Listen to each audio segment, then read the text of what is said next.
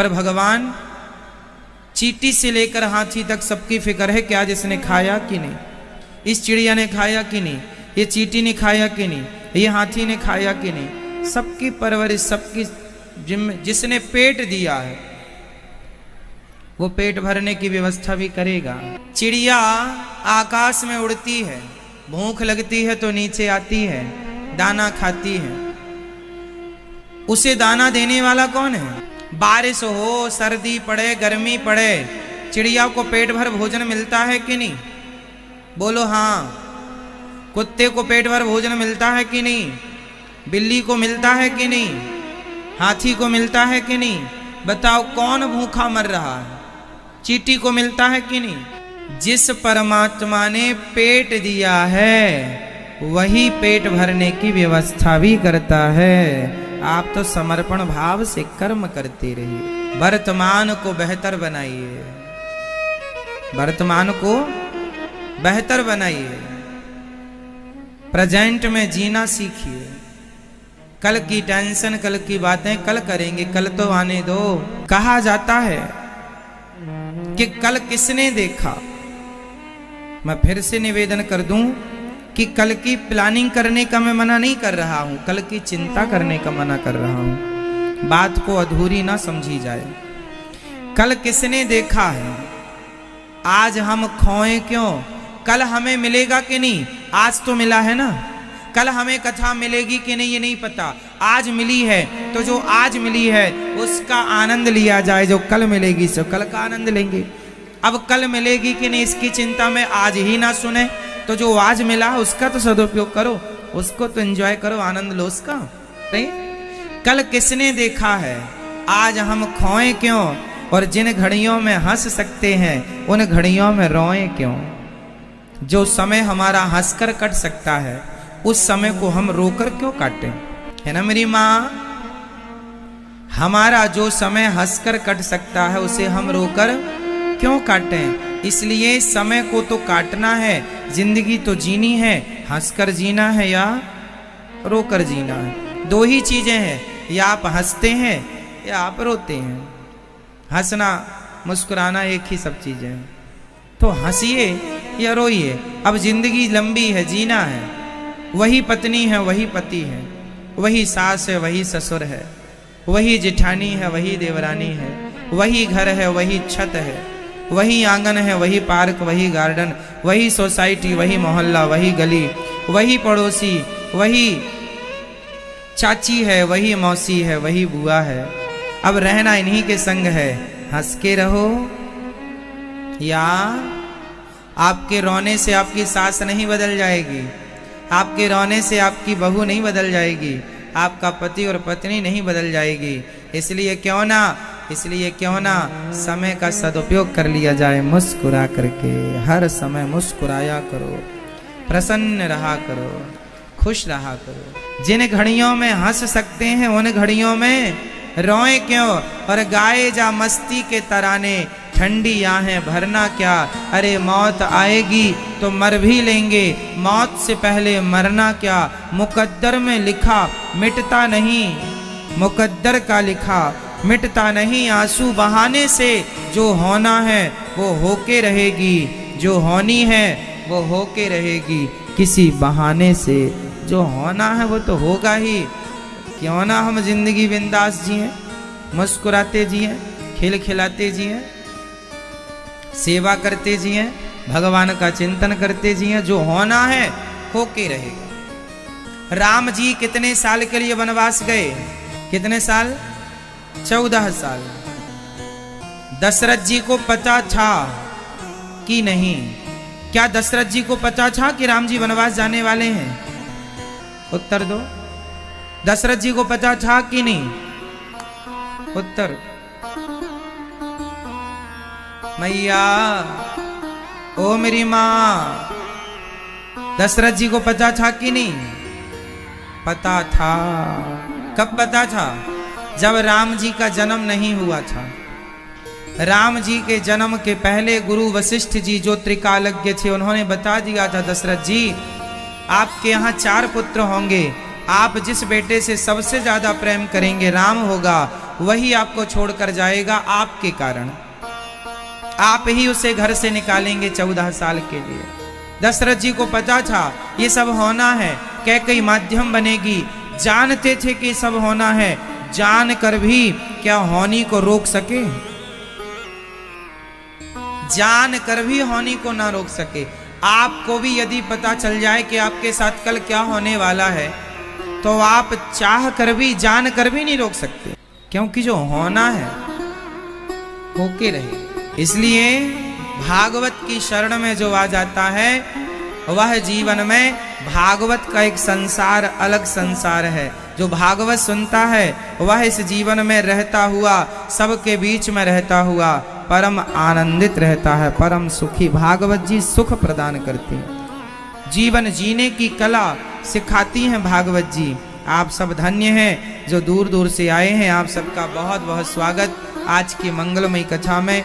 सबको जय श्रीमन नारायण, जय श्री कृष्णा, बहुत बहुत स्वागत आपका। एक पुत्र धर्म यही होता है कि माँ बाप की, जैसे बचपन में माँ बाप ने बेटे की हर इच्छा पूरी की, तो जब बुढ़ापे में माँ बाप की कोई इच्छा हो तो उसे बेटे को जरूर पूरा करना चाहिए, और ये हर पुत्र का परम कर्तव्य होता है। यही पुत्र धर्म बड़ी श्रद्धा से करना चाहिए, क्योंकि जब आप कहते थे ना मुझे आज हलवा खाना है, तो माँ बड़ी श्रद्धा से बनाती थी आपके लिए, बड़े भाव से बनाती थी, मेरे बेटे के लिए बना रही हो। जब बेटा कोई जिद करता कि ये खाना है, यहाँ जाना है, मेला चलना है, ना समय होते हुए भी माँ बच्चे की खुशी के लिए उसे मेला ले जाती थी। यदि तुम्हारी खुशी के लिए माँ तुम्हें मेला ले जाती थी, तो माँ की खुशी के लिए माँ को तीर्थ यात्रा पर ला सकते हो तो लाना चाहिए, यदि आप ला सकते हैं तो।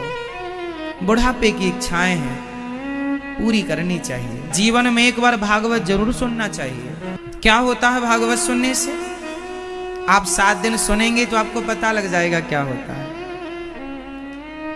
हमारे जीवन में तो हमें आनंद मिलता ही है।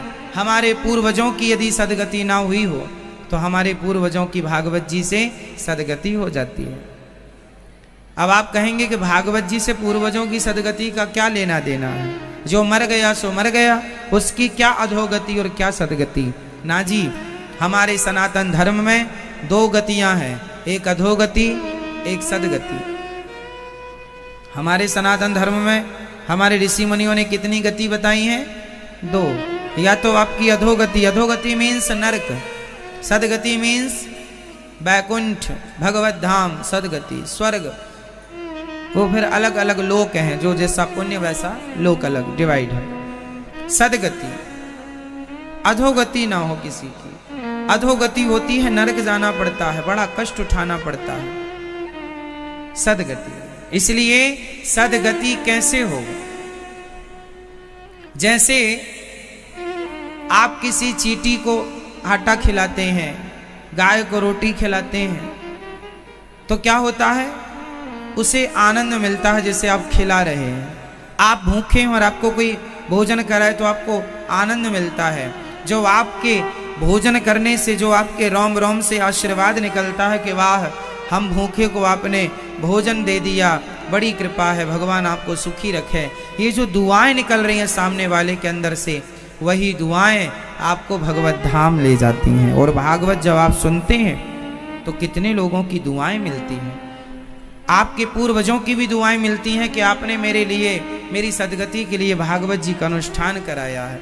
भागवत जी में 18,000 श्लोक हैं और यह जीव मात्र के कल्याण के लिए पर्याप्त है भागवत जी। तो आप सभी जो 218 पोथी पाठ कुछ यहाँ आए, कुछ भक्त घर में हैं, आप सबका बहुत बहुत स्वागत कि आपने अपने कल्याण पूर्वजों के लिए कुछ सोचा। आगामी 29 नवंबर से भागवत जी की पोथी पाठ होंगी, आप लोग भी करा सकते हैं अपने पूर्वजों की सदगति के लिए, अपने कल्याण के लिए। आइए भागवत जी में प्रवेश करते हैं। भागवत जी में 18,000 श्लोक, 335 अध्याय, 12 स्कंद। सच्चिदानंद रूपाय विश्वोत्पत्त्यादि हेतवे तापत्रय विनाशाय श्री कृष्णाय वयं नुमः। सच्चित आनंद बराबर सच्चिदानंद। भगवान कैसे? आइए जानते हैं थोड़े से शब्दों में भगवान को। भगवान कैसे? आप में से कितने लोगों ने भगवान को देखा है? हाथ उठाइए। जिसने देखा है सिर्फ वो हाथ उठाएं, नहीं देखा मत उठाइएगा, हम आज ही आपको दिखाएंगे। जिसने देखा है भगवान को वो हाथ उठाएं।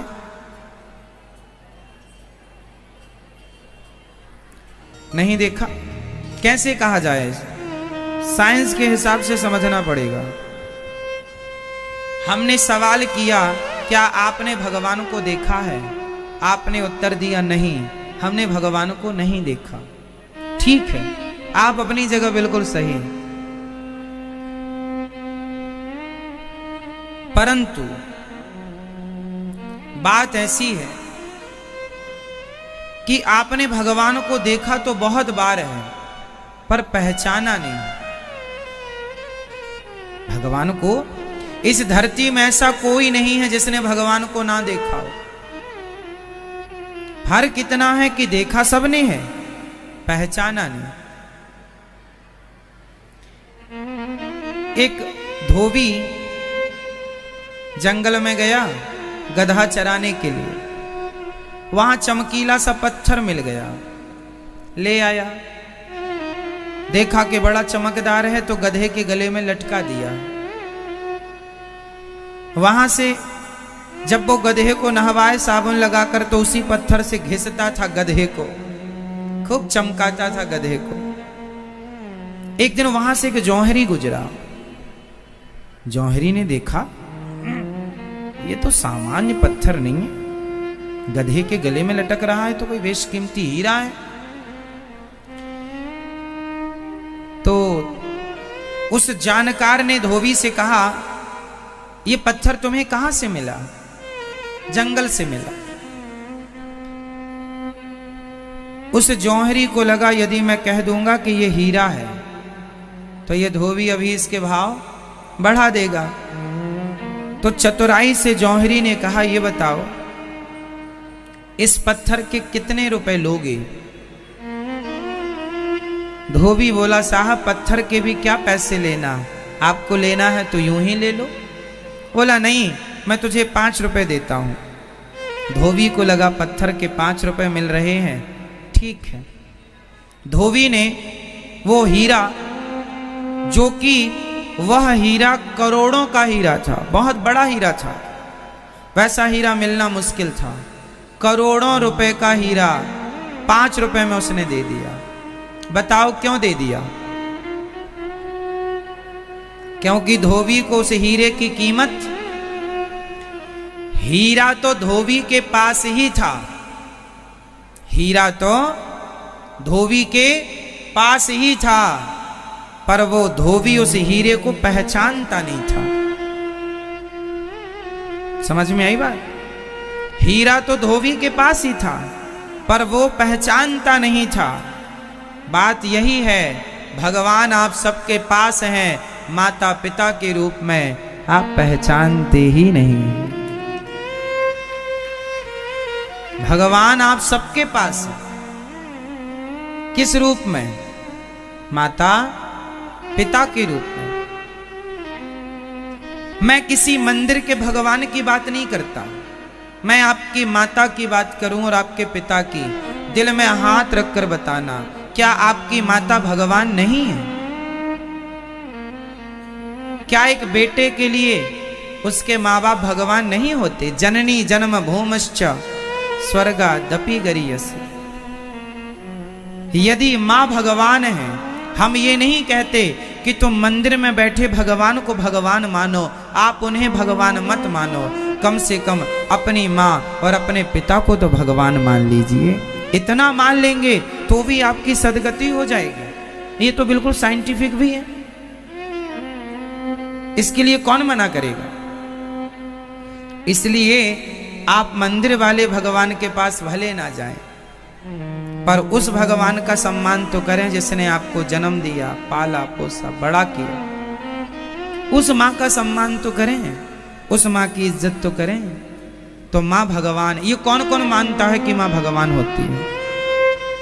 मानते हैं? तो फिर माँ को तो देखा होगा आपने। तो फिर आज के बाद ये मत कहना कि हमने भगवान को नहीं देखा। जब भी जहां भी ये सवाल हो कि आपने भगवान को देखा है, तुरंत हाथ खड़े करके कहना, हाँ हमारी माँ ही भगवान है, हमारे पिता ही भगवान है। एक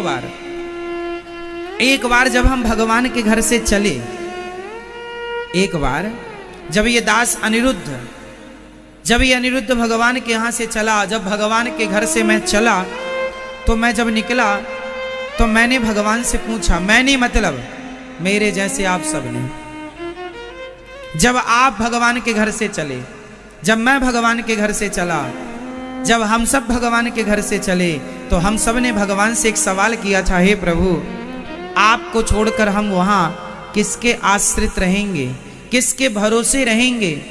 भगवान बोले, तुम चलो, तुम्हारे पहुंचने से पहले हम वहां पहुंच जाएंगे। और जब तक तुम अपने पांव पर खड़े नहीं हो जाओगे, तब तक पग पग में हम तुम्हारा साथ देंगे। बाद में तुम हमें पहचानो ना पहचानो, बस हमारे आने से पहले वो माँ बाप आते हैं जिन्होंने हमें अपने गर्भ में जगह दी। माँ हमें बाहर लाने के लिए कई बार मर तक जाती है, प्रसव का दर्द सहती है, कष्ट सहती है। और भगवान से पूछा गया कि आप यहाँ बैकुंठ में रहेंगे कि वहाँ हमारे साथ रहेंगे? भगवान बोले, मैं भगवान हूँ, मैं एक समय में अनेक रूप धारण कर सकता हूँ। तो एक रूप से भगवान बैकुंठ में है, एक रूप से कण कण में है, और एक रूप से माँ बाप बनकर हर बच्चे का पालन भगवान कर रहे हैं। सिया राम मैं सब जग जानी, निज प्रभु मैं देखहि जगत के ही सन करहि विरोध, सब में भगवान है। आप बताइए, इस धरती पर ऐसी कौन सी जगह है जहां भगवान की सत्ता ना हो? आप किसी एक चीज में हाथ रख के बताइए कि यहां भगवान नहीं है। कहां नहीं? ये गुलाब है। गुलाब है तो खुशबू होगी जरूर। गुलाब में खुशबू बन के जो बैठे हैं वही तो भगवान है, महक रहे हैं भगवान ही। वही ईश्वर है जो गुलाब की खुशबू बन के महक रहा है। ईश्वर गन्ने में मिठास बन के हम सबको आनंदित कर रहे हैं। नीम में कड़वाहट भगवान ही, कृष्ण ही है। आपके हृदय में जो समाये हैं आत्मा के रूप में, वह भगवान ही है। सर्वम खलविदम ब्रह्म, सब में वही। इसलिए भगवान को देखा सबने है। धोबी उस पत्थर को देखता तो है हीरे को, पर मानता क्या है? पत्थर है हीरा, पर मान क्या रहा है हीरा। धोबी के पास हीरा है, पर वो उसे क्या मानता है? पत्थर। उसी प्रकार आपके पास है भगवान माँ बाप के रूप में, लेकिन आप उन्हें पहचानते ही नहीं हैं, आप उनका आदर सम्मान करते ही नहीं, उसी धोबी की तरह। परंतु कोई समझदार ज्ञानी बताता है, इसलिए गुरु होते हैं। गुरु जौहरी है, जौहरी बताएगा कि भाई ये पत्थर नहीं है, ये तो बेशकीमती हीरा है। इसलिए भगवान मिलेंगे तो समाज की सेवा में मिलेंगे, माँ बाप की सेवा में मिलेंगे, दीन दुखियों की सेवा में मिलेंगे। जो इंसानों में भगवान को देखता है वो पत्थर में भी भगवान को देख सकता है, जो इंसान में भगवान को नहीं देख सकता। अच्छा, आपने जब पहली बार साइकिल सीखी थी, साइकिल आती है आप सबको? सबको आती है। साइकिल जब हमने पहली बार चलाई तो क्या पहली बार में हमने हाथ छोड़ के साइकिल चलाई? पहले हम लोगों ने दोनों हाथ से हैंडल को पकड़ के साइकिल चलाई, और जब चलाना आ गई तब फिर हमने बीच में हाथ भी छोड़ दिया तो भी नहीं गिरी, क्योंकि वो अभ्यास हो गया। डायरेक्ट हाथ छोड़ के किसी ने साइकिल नहीं सीखी होगी, सीखने के बाद छोड़ा होगा। यही तो प्रोसेस है। मैं ये सही है दादाजी, सही है। उसी तरह जिसे हाथ पकड़ के चलाना आ गया वो हाथ छोड़ के भी चला सकता है। क्यों मेरी मां? जिसे हाथ पकड़ के चलाना आ गया वो हाथ छोड़ के भी चला सकता है। जैसे इंसानों में भगवान को देखना आ गया वो पत्थर में भी भगवान को देख सकता है। इंसानों में जिसे भगवान नहीं दिखते उसे पत्थर में 7 जन्म तक दिखेंगे नहीं। समझ रहे हैं? मंदिर में कौन रहते हैं? जोर से, मंदिर में कौन रहता है? भगवान। आपके हृदय में कौन रहता है? आपके घर में कौन रहता है? हर जगह भगवान। कहां नहीं है भगवान? सब जगह है भगवान, कण कण में समाये हैं भगवान। परंतु भगवान को देखने के लिए क्या करना पड़ेगा?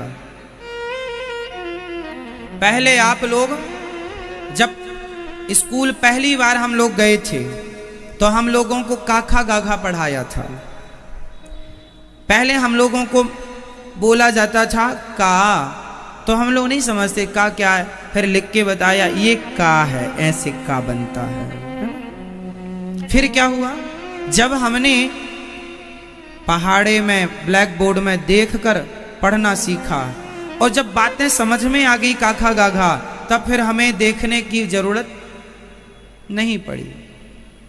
सही? इसलिए पहले आप 2 लोगों में भगवान को देखो। आपको एक सब्जेक्ट आ जाए फिर तो दूसरा सब्जेक्ट, हम एक चैप्टर पढ़ लेते हैं फिर ना दूसरा पढ़ते हैं, एक लेसन पढ़ लेते हैं फिर सेकंड लेसन पढ़ते हैं। सही ना मेरी माँ? पहले काखा गाघा याद करेंगे फिर आगे का याद करेंगे। ABCD पहले याद करते हैं, XYZ बाद में याद करते हैं। ऐसा तो नहीं कि हम पहले XYZ से शुरू करते हैं, XYZ आखिरी में करते हैं, पहले हम ABCD करते हैं। मैया पहले भगवान आप देखो, किसमें? पहले अपनी माँ को भगवान के रूप में देखने की कोशिश करो, अभ्यास बनाओ। फिर पिता में भगवान को देखो। फिर तीसरे नंबर पे गुरु में, गुरुजनों में, ब्राह्मणों में, श्रेष्ठों में, साधुओं में भगवान का दर्शन करो। फिर अभ्यास बढ़ाओ। पहले भगवान किस में देखेंगे आप लोग? जोर से। पहले किस में भगवान को देखेंगे? जोर से। पत्नियां अपने पति में भगवान को देखेंगी। पत्नियां किस में भगवान को देखेंगी?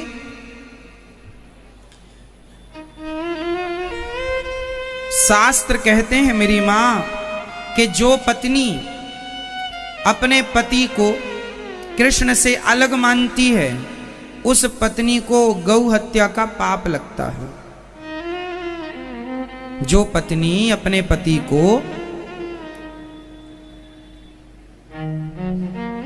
स्वभर्तरी चा कृष्णे चा स्वभर्तरी चा कृष्णे चा भेद बुद्धिम करोतिया,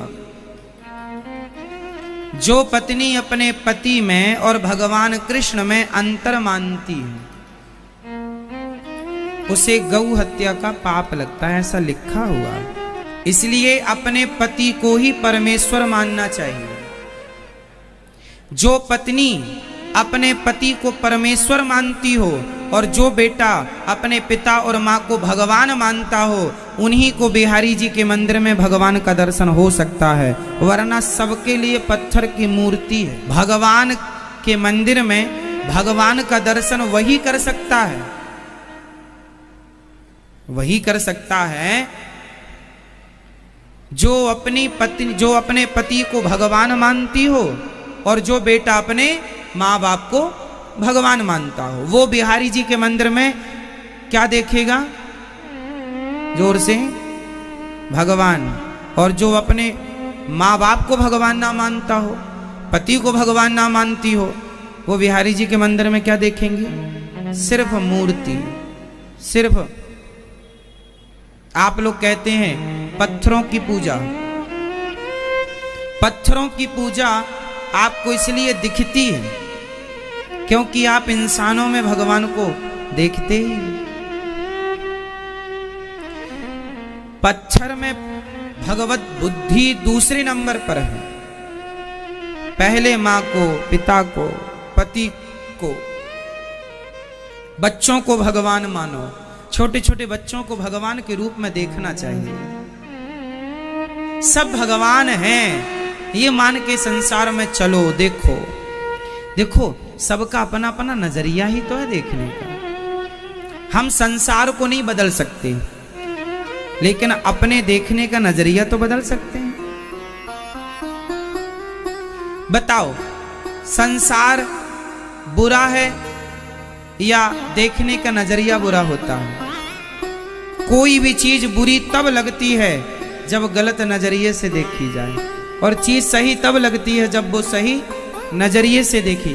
कांटा, बताओ कांटा बुरा होता है कि अच्छा होता है?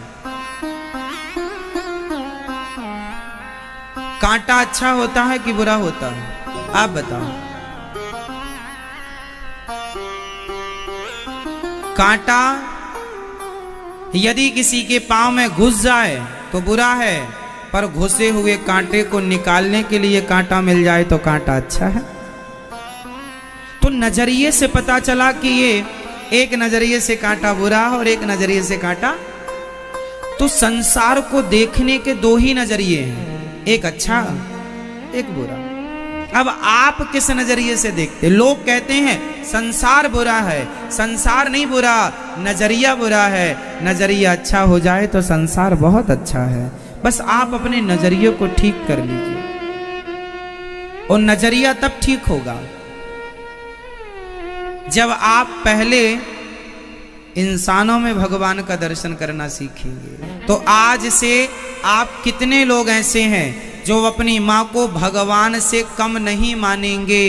पहले भगवान हमारी, जोर से और जोर से, पहली भगवान हमारे माता पिता, और पत्नियां आपके भगवान, जोर से, आपके भगवान पति। आप पति को भगवान मान लें और भगवान की तरह उनका आदर सम्मान, उनकी बात भगवान की तरह की भगवत आज्ञा है, भगवान की आज्ञा है। तो माता अनुसुईया ने कोई जप तप ना किया था। माता अनुसुईया ने केवल अपने पति की सेवा करके इतनी बड़ी ताकत प्राप्त कर ली उन्होंने कि ब्रह्मा विष्णु महेश जब परीक्षा लेने आए तो तीनों को बच्चा बनाकर अपने आंगन में खिलाया था और अपना दूध पिलाया था। माता अनुसुईया ने डाल दियो पालना, झूल रहे तीनों देव बन करके लालना। आज उनके जीवन की हो रही सराहना, झूल रहे तीनों देव बन करके लालना। तो ताकत है। एक पत्नी अनुसुईया माने, एक सावित्री की कथा सुनी होगी आपने। पति को ले आई यमराज से, ताकत है। एक काम को, एक कहावत है, जिन खोदा तिन पाइया। एक आदमी हर आधे घंटे में यहां खोदे, फिर आधा घंटे में वहां खोदे, फिर आधे घंटे बाद वहां खोदे। पूरे खेत में खोदा, पानी नहीं मिला। और उसके बगल वाला खेत का था आदमी, वो एक ही जगह खोद रहा था, तो खोदता एक ही जगह पर चला गया, पानी मिल गया। 10 जगह खोदने पे पानी मिलेगा कि एक ही जगह पर खोदते रहने से पानी मिलेगा? बोलो, एक जगह पर स्थिर रहिए। एक साधे सब सद है। एक माँ में भगवत भाव बना लो, एक पति में भगवत भाव बना लो। जब एक में भगवान दिखने लग जाएंगे, जब आप, गांठ है ना मेरी माँ, कोई भी गांठ हो, आपके पास 2 साल पुरानी मैं गांठ दे दूं, किसको खोलना है? तो बताइए उन गांठों में सबसे ज्यादा समय कौन सी गांठ लेती है? पहली या आखिरी? पहली। यदि एक गांठ खुल गई तो बाकी की गांठें, समझ रही ना बात? एक गांठ खोलना है जीवन में, एक खुल गई तो जो 10-20 और लगी थी वो खुलती चली जाएंगी। एक माँ बाप में यदि भगवान का दर्शन हो गया, एक पति में भगवान का दर्शन हो गया, तो फिर पत्थर हो, इंसान हो, जानवर हो, सब में भगवान का दर्शन स्टार्ट हो जाएगा। शुरुआत है ये। आप कहते हैं भगवान कहाँ है? तुम्हारे सामने बैठे हैं भगवान, पहचाननी नहीं है। धोबी के पास हीरा है, वो जानती नहीं कि हीरा, वो तो पत्थर मानता है। आपने अपनी माँ को क्या माना? कहाँ मानते हैं आजकल बच्चे अपनी माँ को? कहाँ सम्मान करते हैं आजकल बच्चे अपनी माँ का? माँ भगवान है, इसलिए अपनी माँ को भगवान मानकर हर बच्चे को सेवा करनी चाहिए। अपनी माँ को घर से बाहर नहीं निकालना चाहिए। कितना कष्ट होता है उस माँ को जब उनके अपने बच्चे बात नहीं करते, अपनी बहुएं बात नहीं करती, अपना पोता पोती बात नहीं करते। मेरी उम्र के तो पोता थे मैया के, बेटे के बेटे। बस मैं आप सबसे एक बात कहना चाहूंगा कि इंसानियत के नाते बाद में आके आंसू बहाना, बाद में आके रोना, कोई फायदा नहीं है इसका। मरने के बाद आंसू बहाना अच्छा नहीं लगता, तब जब जीते जी आपने सेवा ना की हो, तो मरने के बाद आंसू बहाने से फायदा क्या है? इसलिए जीते जी सेवा करना मानव का धर्म है और वही हम सबको करना चाहिए। ये दास अनिरुद्ध माताओं की सेवा इसलिए करता है क्योंकि मुझे लगता है कि ये माँ भगवान है। माँ से बड़ा कोई भगवान नहीं होता। ये दास अनिरुद्ध ने ही फिर माँ की जो सेवा बन पड़ी सो की गई। भगवान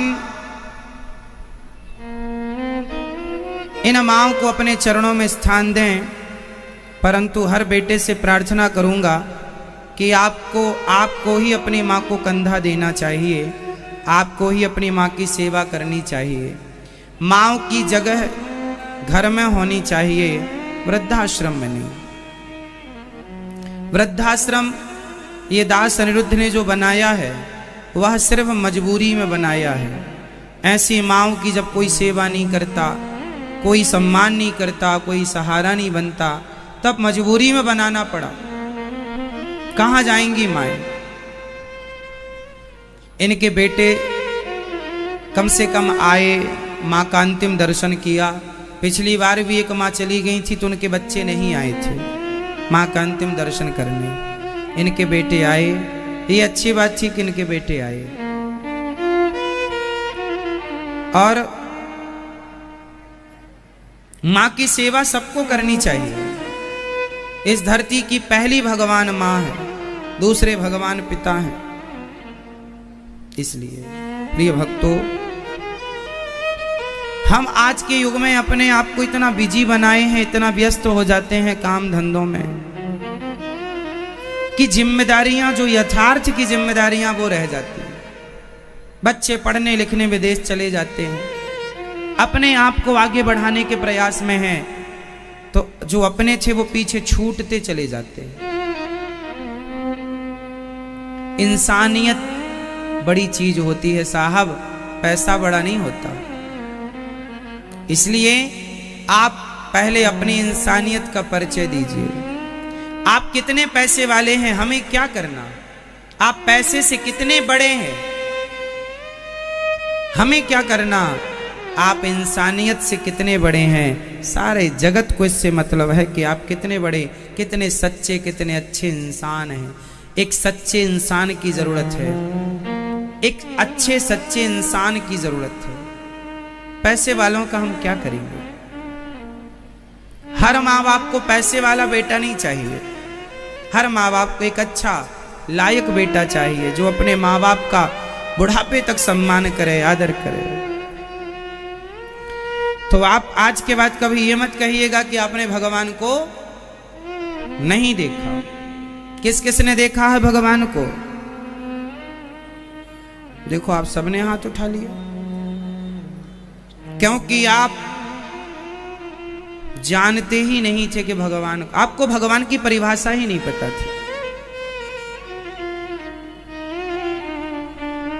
भगवान सत्य है, सत चित आनंद, सत चित आनंद, ईश्वर सत्य चित सब में विराजमान है, आनंदित आनंद के परम सागर हैं भगवान, जो विश्व की उत्पत्ति पालन और संहार करने वाले हैं।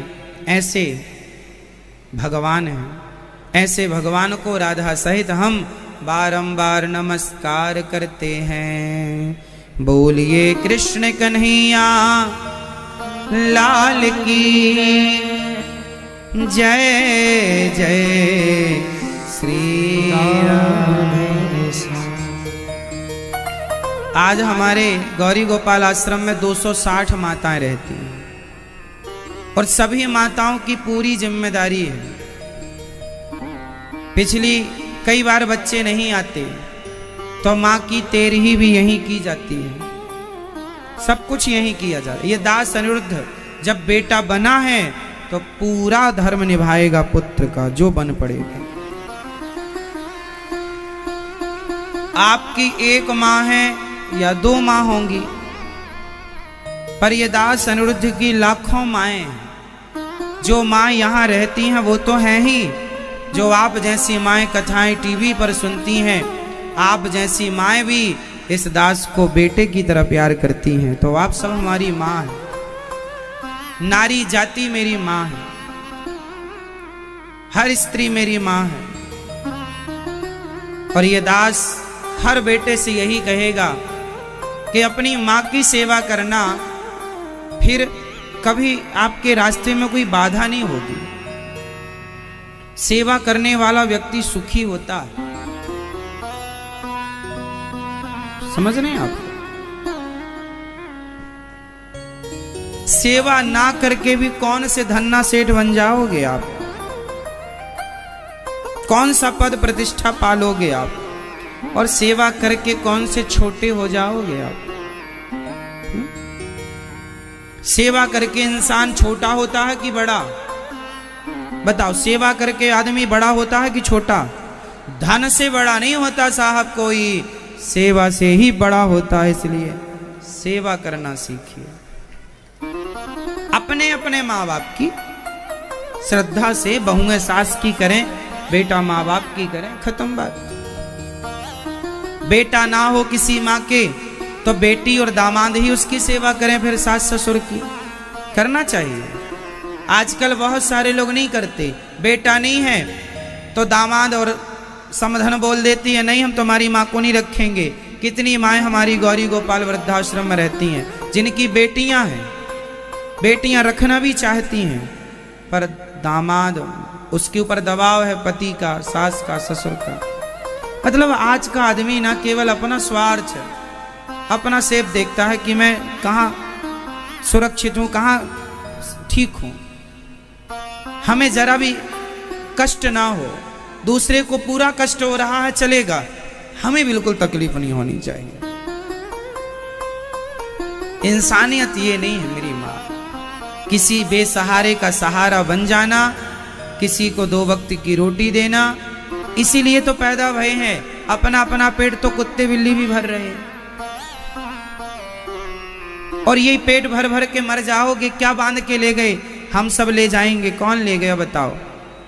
कितना पैसों के लिए बेटा अपने माँ बाप को छोड़ देता है। पूछना उस बेटे से कि तुम माँ बाप को तो छोड़ दिए पैसे के लिए, अब कमाए हो, अब वो बांध कर कितना ले जाओगे? कितना ले जाओगे? तुम्हारे बाप दादे कितना लेकर तुम कितना ले जाओगे? पैसा ना जाएगा साहब। यही पुण्य संग चलता है, अच्छे और बुरे का। ठीक है, पैसे के चक्कर में माँ बाप को ना भुलाइएगा। ईश्वर सब जगह है, बस नजरिया हो, अपना देखने का भाव हो बस। भगवान सुखदेव जी प्रकट भयेयम प्रव्रजंत मनुपेतमपेत कृत्यम द्वैपायनो विरह कातर आजुहाव, पुत्रेति तन्मयतया तर्वोऽभिनेदुस् तं सर्वभूत हृदयं मुनिमानतोऽस्मि। सुखदेव भगवान का जन्म हुआ और जन्म लेते ही निकल पड़े घर से। अच्छा एक बात बताओ आप लोग, त्याग एक होता है त्याग, एक होती है आसक्ति। आसक्ति मीन्स हमने पकड़ रखा है परिवार को, पैसे को पकड़, मतलब लोग कहते हैं बड़ा आसक्त है पैसों में परिवार। आसक्ति मीन्स पकड़ना और त्याग मीन्स छोड़ना। आपसे एक सवाल है छोटा सा मेरा, सुख किस में है? आसक्ति में या त्याग में? बंधन में या मुक्ति में? आनंद किस में है? पकड़ने में या छोड़ने में? बोलो, आनंद किस में है? छोड़ने में।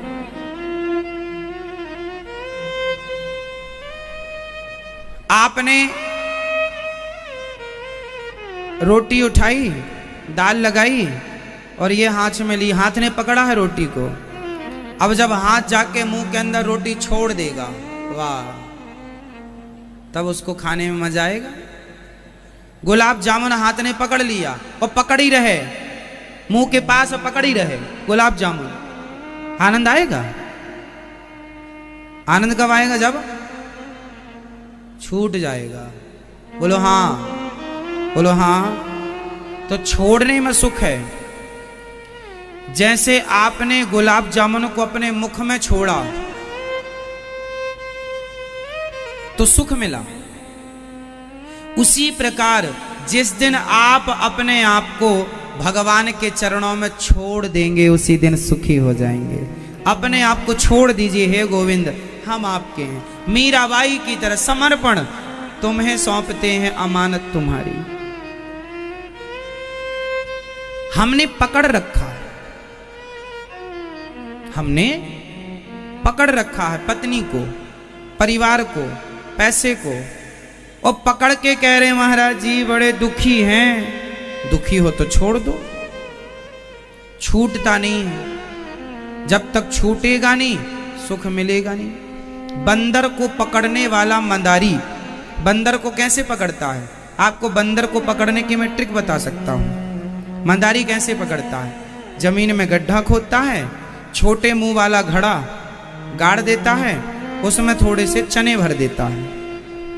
घड़ा छोटे ही सा होता है, चने दिखते हैं, तो बंदर तो बड़ा चंचल, देखता है क्या है, चने हैं, तो वो हाथ डालता है। हाथ डालता है तो उसके पकड़ में चने आते हैं। वो चना पकड़ा तो मुट्ठी बंद, और मुट्ठी बंद तो फिर निकाला तो वो फंस जाता, क्योंकि उसका मुंह छोटा, घड़े का मुंह छोटा होता। अब फंस गया। अब बंदर को क्या लगता है कि इस घड़े ने पकड़ लिया, पूरी ताकत लगाता है, पर वो निकलता नहीं है। मंदारी आता है और पकड़ लेता है। बंदर बंधन में क्यों पड़ा?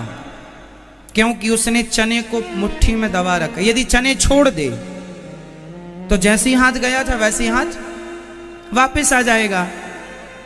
पकड़ में इसलिए बंधन आ गया क्योंकि उसने चने पकड़ लिए, ये मुट्ठी बंद कर ली। आपने छोटे छोटे बच्चों को देखा होगा, जब जन्म लेते हैं तो उनकी मुट्ठी, छोटे छोटे बच्चे मुट्ठी बंद करे रहते हैं। देखा कभी गौर से? वो कुछ भी करेंगे मुट्ठी बंद, सोएंगे भी तो मुट्ठी बंद करके सोएंगे ऐसे।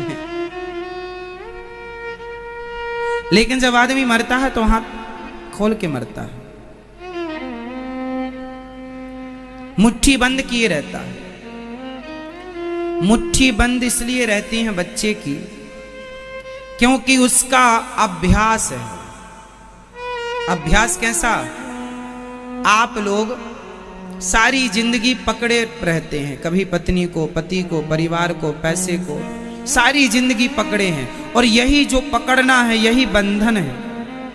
यदि ये छूट जाए, बंदर चने छोड़ देता, कोई बंधन था ही नहीं। आप यदि हम ये नहीं कहते कि जंगल चले जाओ ना, मेरी बातों का अर्थ ये नहीं है कि आप जंगल, मैं ये नहीं कहता कि पत्नी छोड़ दो, पुत्र छोड़ दो, परिवार, मैं ये नहीं कहता। मेरे कहने का अर्थ ये है कि परिवार में रहो, जिम्मेदारियां पूरी करो, पैसे कमाओ, नाम कमाओ, इज्जत कमाओ, खूब पैसा कमाना चाहिए, खूब धन को धर्म से जोड़ना चाहिए, खूब परोपकार करना चाहिए, लेकिन काम कोई भी करो उस काम में आसक्ति नहीं होनी चाहिए, अटैचमेंट नहीं होना चाहिए।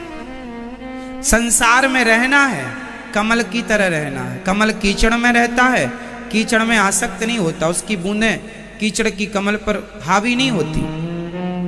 संसार में रहना है, संसार में रहना है, संसार से अलग होकर, रहते हुए भी अलग। समझ रहे हैं हम क्या कहना चाह रहे हैं? शायद हम आपको समझा ना पाए, फिर भी कोशिश कर रहे हैं अपने सब्जेक्ट को समझाने की कि संसार में रहना है, रहते हुए अलग रहना है ना। बस इसी तरह सबके बीच में रहना है, सारे काम करना है, पर आसक्त किसी में नहीं होना। बस चिंतन भगवान का बना रहे, गोविंद का चिंतन बना रहे। हम संसार में आसक्त हो जाएंगे तो बंधन में बंध जाएंगे और संसार की जिम्मेदारियां पूरी करते हुए। चलो एक बहुत सटीक इस बात का एग्जाम्पल मैं आपको दे दूं। जेल में दो लोग होते हैं, आपकी फील्ड से जुड़ा हुआ। जेल में दो लोग होते हैं, एक कैदी, दूसरा जेलर। दोनों अंदर हैं, हाँ या ना? परंतु कैदी भयभीत होते हैं और जेलर जेल के अंदर रह करके भी बिंदास मस्त है, कोई फिक्र नहीं। जबकि कैदी अंदर जाते ही पसीने छूट जाते हैं, जबकि जेलर का कुछ नहीं होता, जेलर मस्त है। जेल के अंदर दोनों हैं, एक कैदी है और एक जेलर है। ये संसार एक जेल है, ये संसार एक जेल है। इस जेल में अज्ञानी लोग भी हैं और ज्ञानी लोग भी हैं। अज्ञानी है कैदियों की तरह और ज्ञानी वो है जो संसार में रहता तो है, संसार से चिपका हुआ नहीं, कैदी नहीं, जेलर की तरह रहे उसके अंदर, लेकिन उससे अलग रहे उसके अंदर, पर उससे अलग अलग रहना। आसक्ति ही दुख का मूल कारण है। सुखदेव भगवान का जन्म हुआ तो पिता ने कहा बेटा रुक जाओ, पहले शादी विवाह कर लो फिर चले जाना सन्यास लेने। ना पिताजी, भगवान का चिंतन करते करते मैं आया हूँ और भगवान का चिंतन करने जा रहा हूँ, अब मुझे रोको मत। यदि मैं संसार में रुक गया ना, बड़ी विडंबना है। संसार में रुकने वाला फिर गंगा का पानी जो बह रहा है वही शुद्ध है, और जो गड्ढे में ठहर गया अशुद्ध है। भले पानी गंगा का ही क्यों ना हो, यदि वो ठहर गया अशुद्ध हो जाता है। चलता हुआ पानी शुद्ध माना गया, धारा से जुड़ा हुआ पानी शुद्ध है। इसलिए आप लोगों से कहता हूं, पत्नी पति परिवार बेटा बेटी धन दौलत में, धन दौलत के गड्ढे में रुक ना जाना, चलते हुए सत्संग की धारा से अपने आप को जोड़े रहना, भगवान के चरणों से जोड़े रखना। सत्संग की धारा से जोड़े, सत्संग की गंगा से जोड़े रहोगे तो शुद्धि रहेगी। और यदि आप ठहर गए धन दौलत में एक जगह, हम ये नहीं कहते कमाओ मत, ठहरना नहीं, चलते रहना। गंगा के पानी की तरह चलते रहोगे शुद्ध रहोगे, ठहर गए तो गंदगी भर जाएगी। आज जो लोग सत्संग नहीं करते उनके विचार देख लीजिए कितने गंदे हैं। लोग शराब पी रहे हैं, मांस खा रहे हैं, बहन बेटियों के साथ गंदी गंदी निगाहें उनके लिए रखते हैं, गलत सोच रखते हैं। क्यों? क्योंकि सत्संग से जुड़े नहीं। जुड़ जाएंगे तो समझ आएगा। आज आप किसी से पूछिए कि आप मनुष्य क्यों बने हैं, आपके मनुष्य बनने का उद्देश्य क्या है, पूछ लीजिए लोगों से, उत्तर ना दे पाएंगे बहुत लोग। क्योंकि पता ही नहीं। आजकल फंडा क्या है लोगों का, खाओ पियो मौज करो। आज लोग क्या कहते हैं, खाओ पियो मौज करो। बताइए क्या आप खाने पीने मौज करने आए हैं? बताइए, इंसान आप हैं तो आपके इंसान होने का उद्देश्य क्या है? आपके मनुष्य होने का उद्देश्य, आप क्या उद्देश्य क्या है? तन को प्राप्त किया है आपने, क्या पाना है इस शरीर से? अब क्या पाना है आपको? बेटा बेटी, पति पत्नी, परिवार तो सबको मिलता है। कौन वंचित है? शायद कोई वंचित है। सबको मिल ही रहा। कुत्ता का भी परिवार होता है, चिड़िया का भी परिवार होता है, सबका। समझो मेरी माँ, ये मानव का तन। सुखदेव भगवान कहते हैं अब जो मिला है अब इसे गंवाना नहीं है। बस काम खूब करना है, पैसा खूब कमाना है, पर अपने मन को सदा भगवान के चरणों में लगाए रखना है। नाथ मैं आपको कभी भूलूं नहीं। अब ध्यान से समझिएगा।